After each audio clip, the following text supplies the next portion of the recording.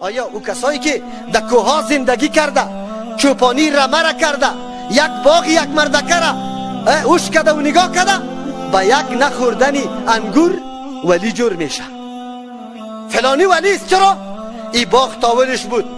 یک وقت فلان کس برش آمد که انگوری خیلی خوب برام بیار، او رفت یک خوشه رکند آورد که مزه نداشت. گفت من تو را گفتم انگوری خوب بیار، او تو ایره آوردی. باز رفت دیگه خوشه را آورد، باز خوب نبود. آخر برش گفت یک قدر عمر دی باغ تیر کردی، تو خوشی خوب نمیشناسی. او برش گفت که مخو به خاطری که تا آلی را بدون اجازه ای دانه انگوره در دهن نزده. همین زندگی خشک شریعت است. شریعت میگه میوهی که تو در اونجا هستی، بلکه امو میوه هایی که در راه میفته شریعت میگه جایز است بخوشه. او هدر میشه، ضایع میشه، زیر خاک میشه. تو بخوشه. تو یک باغ هم چی بکو؟ خدمتش بکو، تنها دانه انگورشه. در یک دانه انگور نکندن آدم ولی میشه. نه کلمه طیبه را یاد داره، نه عقیده را یاد داره که توحید چی را میگه، و نه پیغمبر که ما حقه میشناسه. چطور ولی شده میتونه؟ امروز مردم ما کی را ولی میگه؟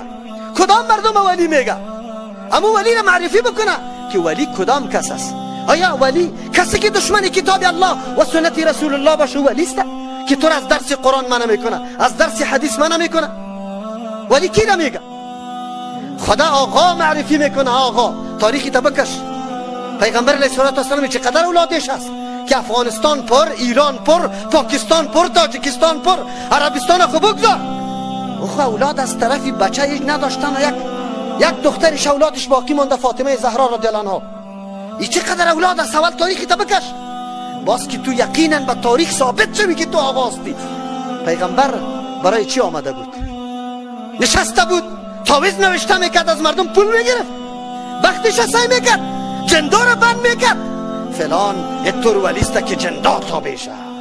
پیغمبر جندا را تابع کرد، صحابه در کل عمر جندا را تابع کرد. جندا تابع نمیشه. جندا تا که سجده برش نکنی، تا که قرآن در گندگی نپرتی، ای جند قطع تو تابع نمیشه.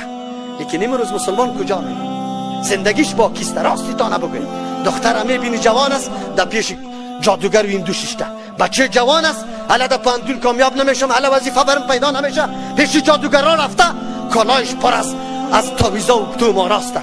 تو به تقدیر الله عقیده نداری؟ تو به امر الله عقیده نداری که تجارت بکن؟ الله برات عزا داده، برو کوشش بکن. الله برات گفته در می نماز جمعه که تو میای فاذا قضیت الصلاه فانتشروا فی الارض وابتغوا من فضل الله.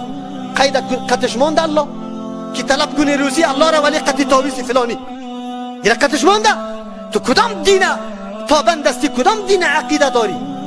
مردم حکایات دروغ جور کرده. فلان جای رفت کور بنا شد، فلان جای انتر شد، فلان جای انتر شد. بله میشه، بالکل میشه. اینجا بچگه که تو را شیطان گرفته، خواب پچک کدشه، چشمایش بلوک کشیده، پیش جادوگر رفتی، جادوگر میگه در فلان زیارت ببر، در فلان زیارت گرفتی، امو خبیث شیطان خدا دور میکن، جورتر میشه بچه. عجیب است. تو یک دفعه بیبی که صاحب قبر کیست؟ بزرگترین ولی، اعظمترین ولی، در مراتب از محمد رسول الله صلی الله علیه وسلم کده بالا کس دیگه هست؟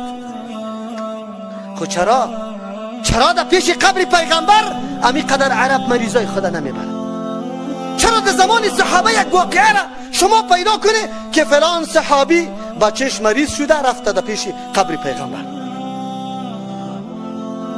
حکایت دروغین مزار تو کل جهان میگیره. حکایت در قبر آمدن قبر پیغمبر در کسی نمیرسه که اونجا آمده باشه و مردم باز قصه کنه، همین کل مردم رجوع کنه. الله اکبر. پیغمبر نگفت اللهم لا تجعل قبری وثنا یعبد؟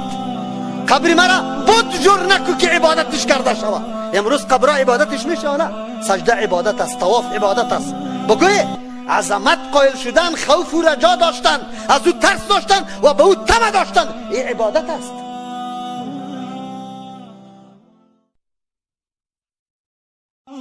آیا